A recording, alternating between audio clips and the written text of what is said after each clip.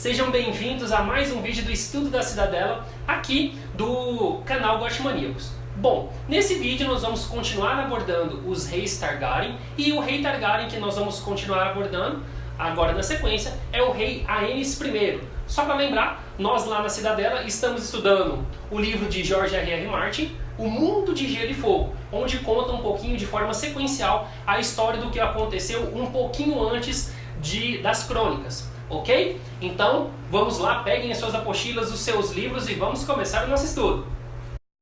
Então, sem mais delongas, vamos lá. Aenys I. Não é muito fácil ser filho do conquistador de Westeros, aquele cara que conseguiu fazer toda a união de todos aqueles povos briguentos, etc., que a gente viu nos capítulos anteriores. E a gente viu também como não era fácil nem ser Aegon. Ele gostava até de fazer algumas terceirizações de algumas coisas, porque realmente não era fácil ser o primeiro rei ali unificado de todo o continente de Westeros. E agora imagina ser filho de um cara, desculpa o termo, foda, igual Aegon. Não era fácil. Beleza, Aegon se casou e teve dois filhos. O primeiro filho, Aenys I, que a gente vai falar hoje, filho da sua amada Rhaenys, e o segundo filho, Maegor I, o backup, né? Tipo assim, cara, beleza, eu já tenho ali a produção, hoje eu vou deixar o backup, porque vai que, né? Acontece alguma coisa. Então, ele deixou aí Maegor com a sua também esposa e irmã, Visenya, como sendo seu segundo filho. O primogênito foi Aenys. Aenys, diferente do irmão Maegor e do pai Aegon, que era um monte de homão da porra, né? A Aenys era mais fraquinha, era uma criança aquelas que tem que tomar lá biotônico fontoura com favo de sucupira e também tomar um pouquinho de jatobá ali e aquelas coisas bacanas de fazer, né? Emoção Scott, enfim, porque não era uma criança muito saudável, assim como ele também não era uma criança muito dada à parte de guerreiro. E aí aqui no livro fala pra gente o seguinte, que isso começou a mudar quando ele ganhou um dragão chamado Quicksilver. Quicksilver pra mim era uma marca lá de coisa pra skatista. Mas tudo bem, nome bacana, Quicksilver pra um dragão. Quanto mais Quicksilver ia crescendo, magicamente Aenys também ia crescendo, ia se tornando um jovem um pouco menos doentinho. Porém, algumas das suas características de personalidade marcante, como sendo um cara dado às artes, um cara dado a não ir muito para conflito, ser meio indeciso, poderia inclusive deixar algumas marcas ruins no seu reinado. Bom, nessa brincadeira, Aenys, que nessa sua empreitada de ser rei Targaryen logo após a morte do seu pai, conturbado, meio choroso ali pela perda do seu pai, já teve que começar a enfrentar alguns desafios, porque uma coisa era o conquistador, outra coisa eram os filhos do conquistador que já tinham nascido ali, aqueles meninos que a gente viu crescendo ali. E aí, uma das primeiras coisas foram algumas rebeliões, algumas situações complicadas com o reino. A primeira delas foi justamente um cara chamado Harren o Vermelho, que se dizia neto de Harren o Negro, ou família de flamenguistas, né? E aí, a galera, um vermelho e um preto. E a galera começou a querer tocar o terror no reinado de Aenys. Harren o Vermelho pegou e falou bem assim, eu vou retomar Harrenhal, porque Harrenhal é da minha família, eu vou lá e vou passar na faca todo mundo. Na época lá em Harrenhal, quem era o Lorde, era um Lorde chamado de Gargon, que também era lembrado como convidado, porque ele adorava fazer uso daquele direito que o Lorde ali da região tinha de ter a primeira noite, né, com a noiva, né, aquele desejo meio complicado, né, minha noiva tá me olhando aqui falando que isso não seria nada bom se fosse agora. Graças a Deus, aqui a gente não tem esse negócio de primeira noite. Pois bem, ele adorava ser o cara da primeira noite dentro dos domínios onde ele gerenciava. Só que aí, Harren chegou lá em Harrenhal, pegou ele e cortou o benefício da primeira noite, deixou ele sangrando lá no bosque, tomou Harrenhal e falou, Harrenhal é minha. Beleza, a Aenys estava lá em Correrio nessa época e ele já falou assim, cara, a gente tem que ir lá para resolver esse negócio. Quando eles chegaram lá, o que aconteceu? Não tinha mais ninguém lá. O Lorde Gargon estava morto, os seus homens todos passados na espada, e aí eles chegaram no Harrenhal vazio. Harren o Vermelho tinha capado o gato e voltou pro banditismo. Nesse meio tempo, tinha um cara lá nas Ilhas de Ferro, que inclusive se intitulava a reencarnação do Rei Lodos e tal, e aí O Gordon Greyjoy já pegou e falou bem assim, não, esse negócio não vai acontecer aqui não, tem essas baguncinhas aqui não. Eu vou pegar e vou resolver essa parada por aqui. O Gordon Greyjoy pegou e resolveu essa parada por lá. Mas também, porque né, Aegon morreu, então vamos tocar o terror em Westeros. Teve um cara que começou a dar uma de esperto lá no ninho da águia, né? Então o Jonos, ele começou a dar uma de esperto lá no ninho da águia e ele pegou e sitiou, fazendo com que o próprio irmão Lord Ronald ficasse preso lá no ninho da águia. Então, Lord Royce de Pedra Luna, já temendo alguma coisa, porque o rei era meio indeciso, já foi logo pra lá para poder resolver essa parada. Eles chegaram e cercaram o vale, né? Cercaram o ninho da águia. Com essa brincadeira de cercar o ninho da águia, Jonos pegou, mandou o irmão voar pelo Portal da Lua. Não sei se vocês se lembram, o Portal da Lua, que a gente viu na série de TV, né? O jovem senhor do Vale, né? Mandando com que a mãe mandasse o pessoal voar pelo portal. Então, o Jonas fez Lord Ronald voar pelos portões da Lua para a morte. E aí, Maegor pegou o dragão que agora era seu, né? No caso, porque era do seu pai, que era o Balerion, não confunda com Valério, e foi pra lá pra resolver a parada, porque já tinha ficado numa situação instável e tal. Chegou lá e resolveu a parada. E aí teve um outro cara, também tudo junto, chamado Rei Abutre, lá nas terras dornesas. Rei Abutre pegou, começou a falar pra todo mundo que era um absurdo esse Targaryen, porque lembram que Aegon conquistou os 6 reinos. O pessoal de Dorne ele não conquistou não. Então eles mantinham uma relação ali, meio que de amizade ali, meio de que, tipo assim, ó, beleza, você não mexe comigo que eu não mexo com você, fica com esse negócio aí que os 6 reinos são seus aí, os 7 reinos pra quem quiser ver, mas que na verdade nós aqui dorneses somos na nossa, que ninguém vai se curvar aqui não, mas vocês ficam aí, a gente fica aqui, não tem problema.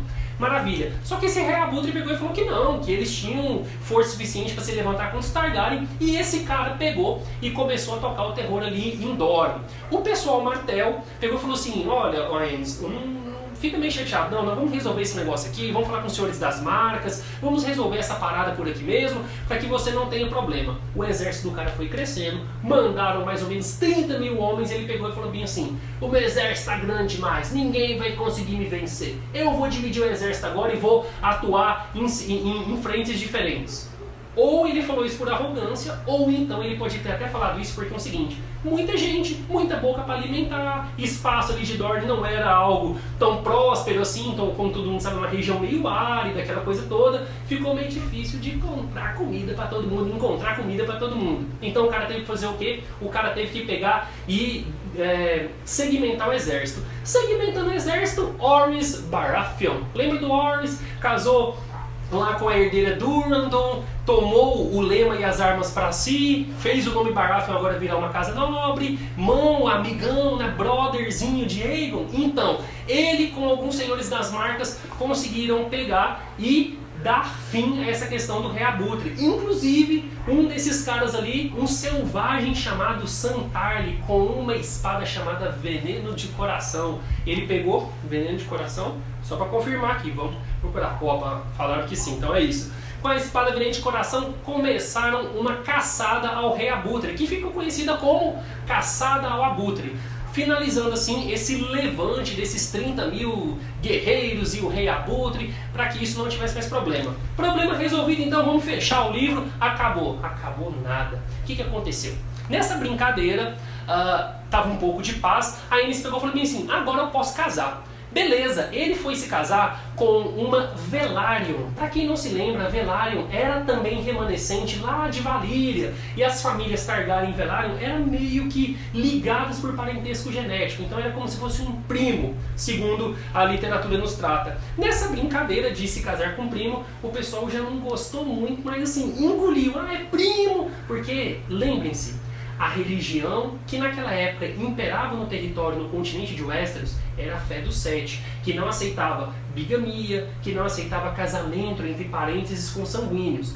Só que os valerianos, em especial os Targaryens, não importavam com isso, porque o costume deles era diferente. Nós precisamos de casar entre família para manter o sangue puro, porque senão a gente não vai conseguir controlar os dragões, para a gente ter aquela magia toda que a gente sabe que era necessária ter também, né? Que eles dizem ser necessárias para que os dragões pudessem ser controlados ou ter uma sintonia com os dragões.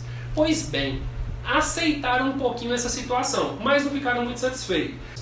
Então, como tudo estava resolvido, estava tudo muito bem, muito bonito, a Aenys precisava retribuir favores. Então, o primeiro favor que ele retribuiu foi um favor que ele disse para Lord Gorion Greyjoy que ele se teria por ter ajudado, decepando a cabeça daquele que se dizia Lord Lodos, Rei Lodos. O que ele fez? Ele falou bem assim, beleza, eu aceito o seu favor, eu quero que você faça o seguinte, destituir essa questão da religião do reino daqui das Ilhas de Ferro, porque a gente gosta do Deus afogado, a gente não gosta desse negócio de 7 deuses aí, da fé dos 7, a gente gosta de Rei dos Afogados. Então, resolve essa parada pra gente. Beleza, parada resolvida. Então, você não tem mais a religião oficial do reino. Maravilha, vida que segue.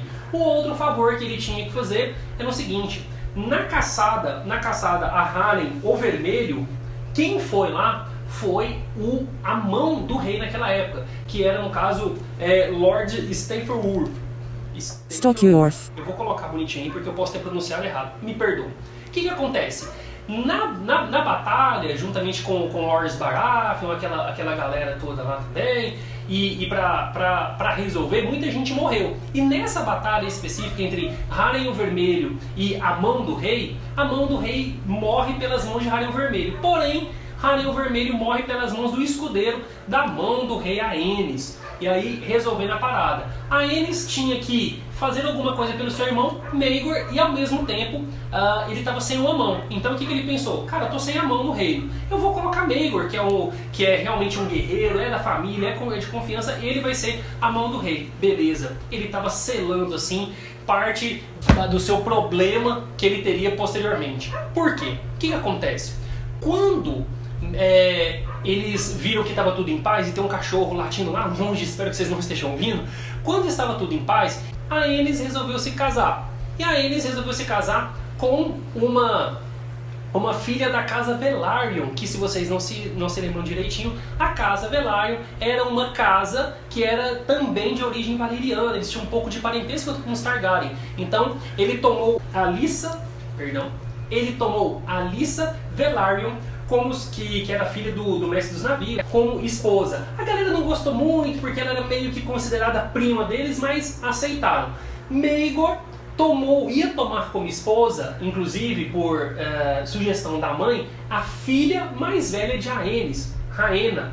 Só que o que aconteceu? Na hora que ele colocou isso, o Alto Septão já pegou e falou bem assim, opa, por que não pode? Porque isso aqui não vale, aqui esse negócio de vocês em casar entre família, a gente entende esse negócio, mas aqui não, que não sei o quê. Daí Maegor virou pra ele e falou assim, tá, então com quem que eu caso? Ah, eu tenho uma sobrinha minha aqui, você pode casar com ela e tal. Ela é uma moça boa, inclusive o nome dela é Cerise, e da casa Hightower, ela é uma ótima moça. Então tudo bem, eu caso com ela pra você ficar feliz aí, Alto Septão. Se casou, só que o que aconteceu? A Aenys, com o seu casamento com a Alyssa Velaryon, já tinha, além de Rhaena, já tinha outros filhos, né? O herdeiro do trono que era Aegon, Viserys, Jaehaerys e Alysanne.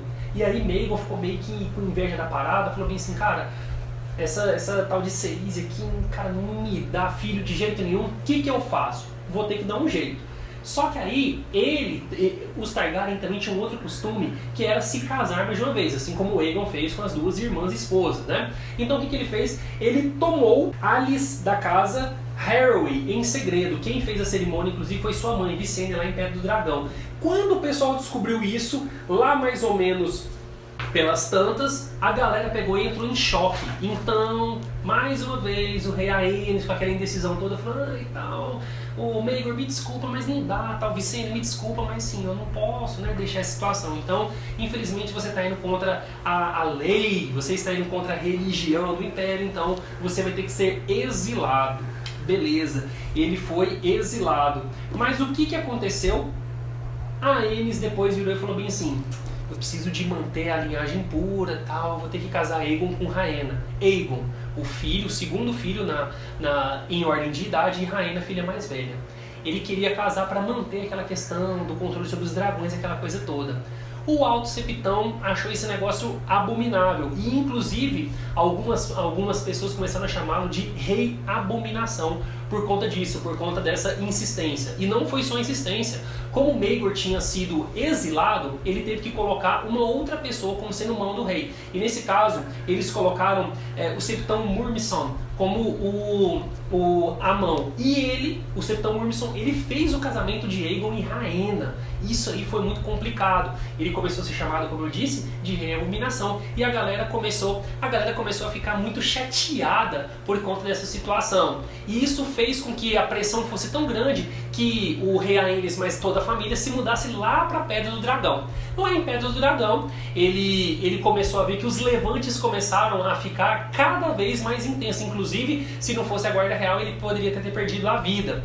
E a Visenya virou e falou pra ele assim: cara, o negócio é o seguinte, a experiência que eu tenho de lidar com essa galera, pega o dragão, vai lá no septo estrelado, vai lá no outro septo, desce o cacete, taca Dracarys pra todo lado e tal, e aí, no que você fizer isso, essa galera vai te respeitar. Ele ficou tão chocado com relação ao povo tá querendo matá-lo, não gostar dele, aquela coisa de indeciso, de querer que todo mundo amasse, que ele não conseguiu. E ele caiu em doença, ficando doente do estômago e também ficando com o intestino solto, uma diarreia lascada. Então todo mundo sabe, né? Você vai invertendo muito ali, sendo o rei mesmo, ficando muito no trono, você vai perdendo a sua vitalidade. E ele foi perdendo tanta vitalidade, foi ficando tão chocado com a situação, que diziam que ele era ali um jovem de 30 e poucos anos, que parecia um idoso de 60 e tantos anos. E ele já ficou com a saúde meio debilitada. Nessa brincadeira, o Arquimestre Gawyn, que eu vou colocar o nomezinho para não correr risco de ninguém entender, ele falou bem assim: cara, não consigo mais cuidar do Aenys, então o que a gente vai fazer? Vamos fazer o seguinte, deixa a Aenys bonitinho aí com vocês e eu tô partindo fora. Visenya pegou e falou bem assim: pode deixar que eu cuido dele.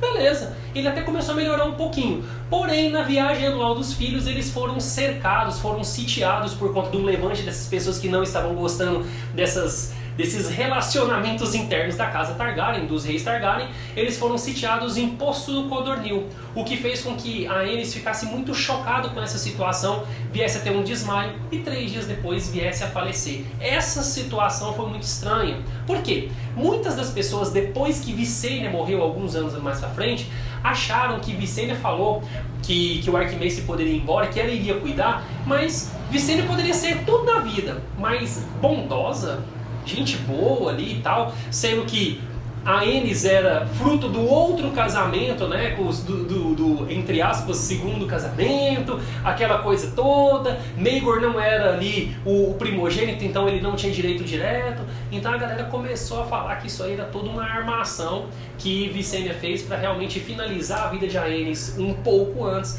para que Maegor, que vem na sequência de um próximo vídeo, ele ser o próximo rei Targaryen.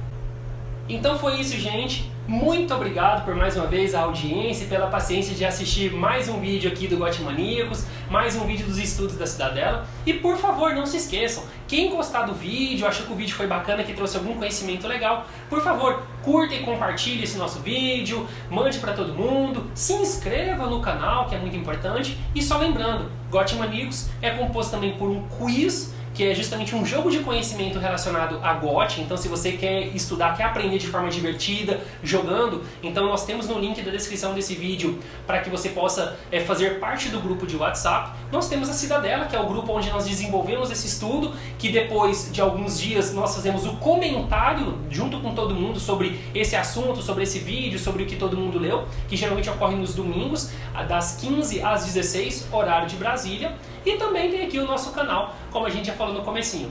Muito obrigado e até o próximo vídeo.